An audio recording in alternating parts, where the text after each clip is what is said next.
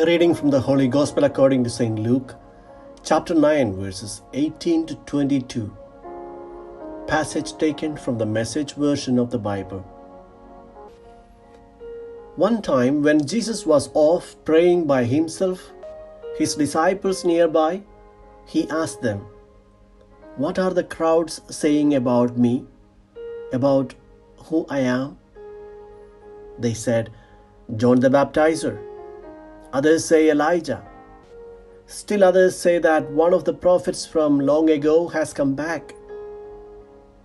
He then asked, "And you? What are you saying about me? Who am I?"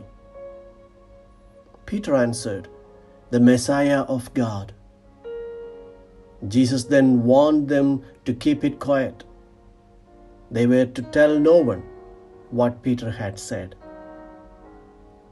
He went on, "It is necessary that the Son of Man proceed to an ordeal of suffering, be tried and found guilty by the religious leaders, high priests, and religion scholars, be killed, and on the third day be raised up alive."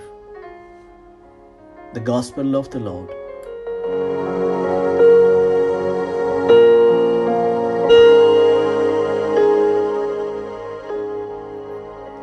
Reflections on the Gospel according to St. Luke, chapter 9, verses 18 to 22.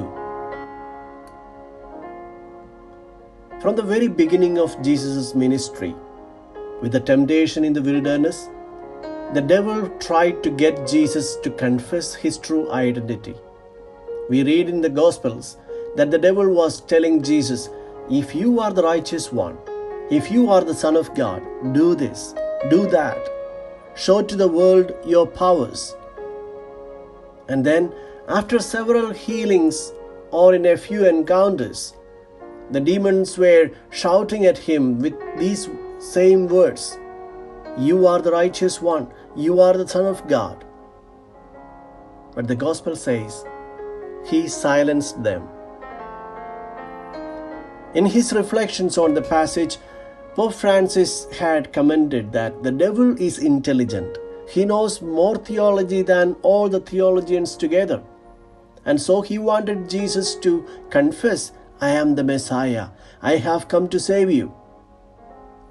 This confession would have caused great confusion in the people. It is in this backdrop Jesus tests his disciples about their understanding of him. Jesus wants to know the public opinion about him as well as the understanding of the disciples. The public indeed regarded him as a man from God, a prophet. Yesterday we listened to the anxious voice of Herod Antipas. Herod was perplexed because he didn't know whether this Jesus was John the Baptist or another. But how about the disciples of Jesus? Peter was spot on with his answer, "You are the Christ." Here too, Jesus wants to protect his identity. In the writing style of John the Evangelist, we could say, his time had not yet come to reveal himself. So he directed them not to tell this to anyone. Pope Francis indicated that the only time Jesus allows the crowd to speak of his identity is on Palm Sunday. It is the beginning of the final march, and Jesus prepares the hearts of his disciples and the people to understand this mystery of God's great love, which will be fully revealed on the cross. We cannot understand Jesus the Redeemer without the cross. That's why it is during the crucifixion scene that Luke records the first confession of the identity of Jesus as Messiah. And it is done by the good thief. "Jesus, remember me when you come into your kingdom." Another confession of faith would happen immediately after the death of Jesus, this time by the pagan centurion who witnessed the death of Jesus. He would say, "Truly, this was the righteous one." This is the experience of everyone who comes to believe in Jesus.